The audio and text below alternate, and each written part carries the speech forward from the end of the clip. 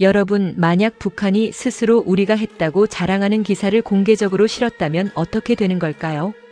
조작이라고 수십 년간 주장해온 사람들의 논리가 단숨에 무너지는 거 아닐까요? 1949년 대한민국 국회 안에 북한 간첩이 실제로 침투해 있었다는 역사적 사건이 있습니다. 이른바 국회 프락치 사건입니다. 그런데 지금까지 우리 사회 일각에서는 이 사건을 이승만 정부가 꾸며낸 정치 조작극이라고 주장해왔습니다. 심지어 핵심 여성 공작원은 아예 실존하지도 않는 유령 인물이라고까지 했습니다. 그런데 1997년 북한의 공식 기관지 노동신문이 그 모든 논리를 한 방에 뒤집어 버렸습니다. 안녕하세요. 드라마를 이긴 역사입니다. 오늘 이야기는 국회의 간첩들이 실제했다는 끔찍한 이야기입니다. 바로 시작할까요? 국회 프락치 사건이란 무엇일까요? 지금으로부터 76년 전인 1949년, 대한민국은 건국한 지 채 1년도 되지 않은 상황이었습니다. 국내는 극도로 혼란스러웠습니다. 일제 식민지 36년이 끝난 지 불과 4년. 그 긴 세월 동안 일본 제국주의에 부역하고 협력했던 친일파들은 해방 이후에도 사회 곳곳에 살아남아 있었습니다. 이에 분노한 국민들의 목소리를 등에 업고 국회에서는 반민족행위특별조사위원회, 줄여서 반민특위가 출범하게 됩니다. 반민특위는 일제강점기 동안 민족을 배신하고 일본에 협력한 이들을 처벌하기 위한 기구였습니다. 국회 안의 소장파 의원들이 특히 이 활동에 열성적이었습니다. 그들은 용감했습니다.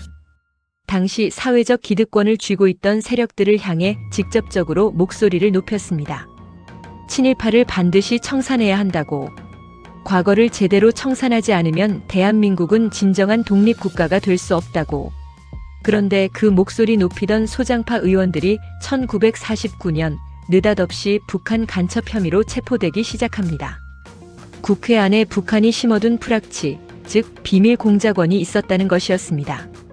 이 사건으로 여러 소장파 의원들이 국회에서 사라졌고 그 결과 반민특위 폐지 법안이 국회를 통과하게 됩니다. 이 모든 조작설의 논리, 왜 그렇게 믿었을까요? 이 사건을 바라보는 시각은 크게 두 갈래로 나뉘었습니다. 하나는 사실이라는 시각. 실제로 국회 안에 북한의 간첩이 있었고 정부는 그것을 수사해서 적발한 것이라는 입장입니다. 또 하나는 조작이라는 시각. 이 입장을 가진 분들의 주장은 이렇습니다. 이승만 정부가 친일파 청산을 막고 싶었다. 반민특위를 주도하던 소장파 의원들이 눈엣 가시였다. 그래서 이들을 간첩으로 조작해 국회에서 제거했다. 얼핏 들으면 그럴싸합니다.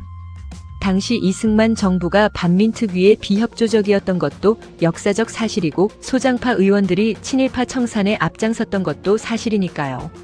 조작설을 주장하는 이들은 더 나아가 이렇게 말합니다. 핵심 증거로 거론된 여성 공작원 정재안이라는 인물은 실존하지 않는다. 유령 인물이다. 수사 기록 자체가 꾸며낸 것이다. 그리고 또 하나의 주장. 개성에 있던 박헌영이 누가 봐도 뻔히 알만한 내용을 굳이 암호로 만들어 여성의 신체에 숨겨 전달했다는 수사 결과를 어떻게 믿을 수 있느냐. 이 주장들은 수십 년간 우리 사회 일부에서 꾸준히 힘을 얻어왔습니다.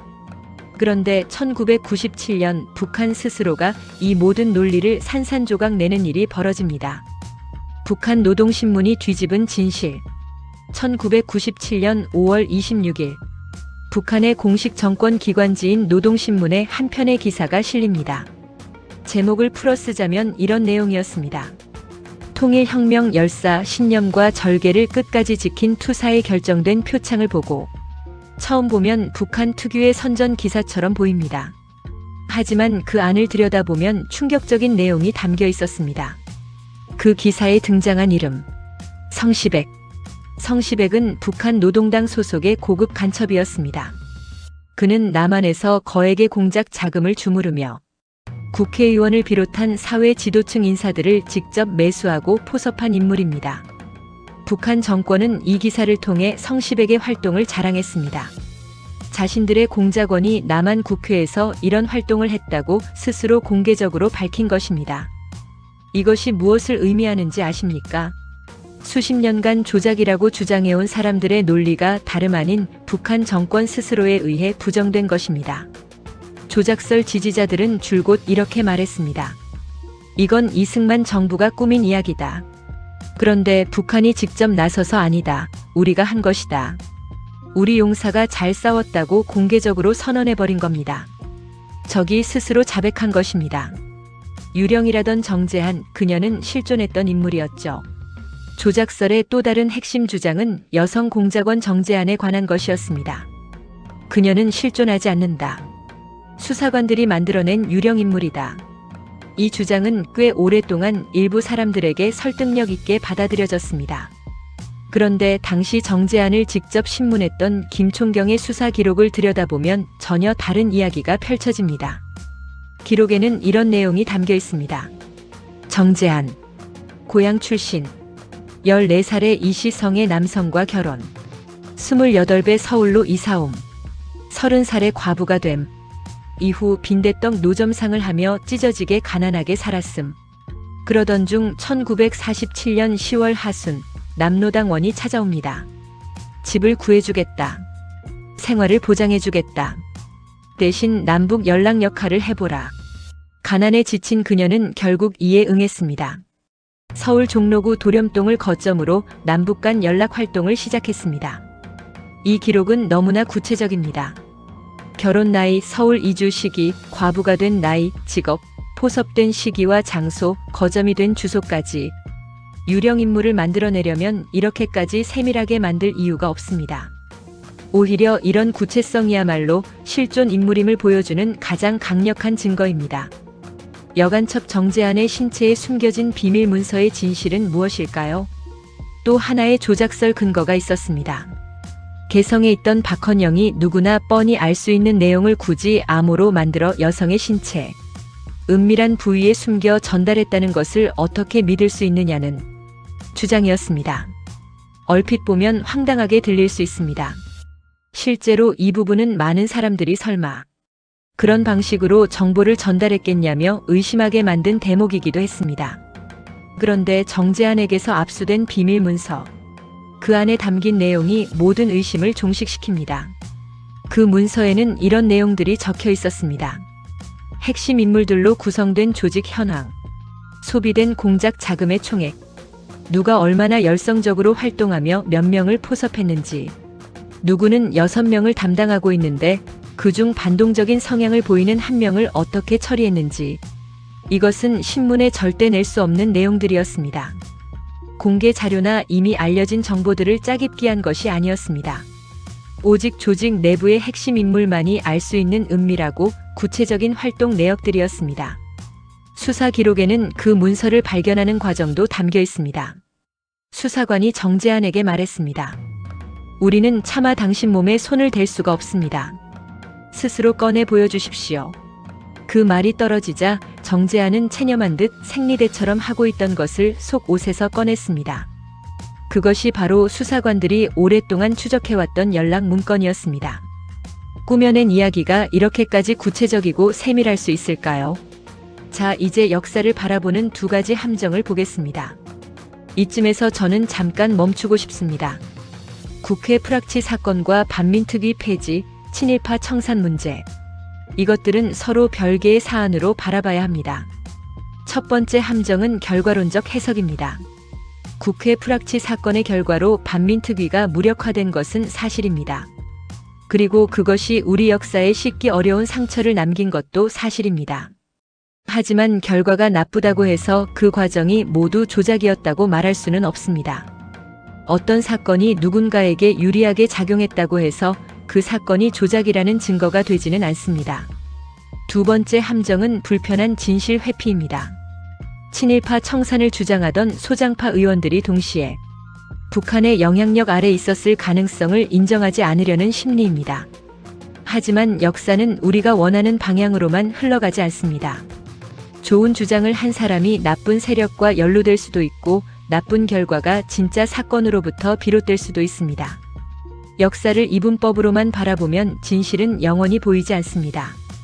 왜 이 사건이 지금 2026년을 살아가는 우리에게 중요한 걸까요? 국회 프락치 사건은 단순히 1949년에 일어난 과거의 이야기가 아닙니다. 이 사건이 지금까지도 논쟁거리로 남아있는 이유는 그것이 현재의 정치적 논쟁과 직접 연결되어 있기 때문입니다. 친일파 청산 논의, 이승만 정부에 대한 평가, 건국 세력과 저항 세력에 대한 역사적 해석. 이 모든 것이 국회 프락치 사건을 둘러싼 해석과 맞물려 있습니다. 그렇기 때문에 일부에서는 이 사건을 조작으로 규정하려 했습니다. 만약 조작이라면 이승만 정부는 권력을 지키기 위해 양심적인 국회의원들을 탄압한 정권이 되고 친일파 청산의 실패는 온전히 그 책임으로 돌아가기 때문입니다. 그러나 역사는 우리의 정치적 필요에 맞게 바꿀 수 있는 것이 아닙니다. 북한 노동신문의 1997년 기사는 그 어떤 학술 논문보다 강력한 반증입니다. 가해자 스스로 자신의 행위를 자랑스럽게 기록해 두었으니까요. 성시백이라는 존재가 말해주는 것이 무엇일까요? 우리는 당시 성시백이라는 인물을 좀 더 살펴볼 필요가 있습니다. 그는 북한 노동당의 핵심 난파 공작원이었습니다. 단순히 정보를 수집하는 수준이 아니라 거액의 공작 자금을 운용하면서 국회의원을 포함한 남한 사회의 지도층, 인사들을 조직적으로 매수하고 포섭한 인물입니다. 북한이 그를 통일혁명 열사로 칭송하고 노동신문에 기사까지 실은 것은 무엇을 의미할까요? 그것은 북한 당국이 성시백의 활동을 공식적으로 인정하고 기리는 행위입니다. 단순히 존재를 인정하는 것이 아니라 그가 남한에서 수행한 공작 활동을 자랑스러운 업적으로 평가한다는 뜻입니다. 그렇다면 그 공작 활동의 내용에 국회 침투가 포함되어 있었다는 것은 이제 부정할 수 없는 역사적 사실이 되겠죠. 이렇듯 우리가 바라보는 역사를 공정하게 본다는 것의 의미는 설령 국회 프락치 사건이 친일파 청산을 방해하는 결과로 이어졌다 하더라도 역사적으로 분명히 존재했던 사건을 없었다고 말할 수는 없습니다. 이것은 이승만을 옹호하거나 친일파를 두둔하는 이야기가 아닙니다.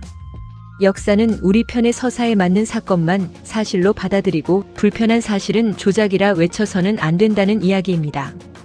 어떠한 분노도 사실을 지우거나 왜곡하는 도구가 되어서는 안 됩니다. 국회 프락치 사건은 실제했습니다. 성시백은 실제했습니다. 정재환은 실제했습니다. 그리고 그 비밀 문건은 실제했습니다. 북한 정권이 스스로 그것을 증명했습니다. 역사를 공정하게 본다는 것, 그것은 내가 원하는 결론을 먼저 정해두고 증거를 꿰맞추는 것이 아닙니다. 불편하더라도 사실을 사실로 인정하고 그 위에서 올바른 역사 평가를 해나가는 것입니다. 대한민국의 역사는 먼 옛날의 이야기가 아닙니다. 그것은 지금 우리가 살고 있는 이 나라의 뿌리이고 현재 진행형의 이야기입니다. 우리가 역사를 제대로 알아야 하는 이유는 그래서입니다. 오늘 이야기 어떻게 보셨나요? 역사는 때로 우리가 원하는 것과 다른 얼굴을 하고 있습니다. 그 얼굴을 외면하지 않는 것. 그것이 진짜 역사를 사랑하는 태도가 아닐까 합니다. 오늘 영상이 도움이 되셨다면 좋아요와 구독 부탁드립니다. 댓글로 여러분의 생각도 나눠주세요. 끝까지 시청해주셔서 감사합니다. 다음 영상에서 또 만나요.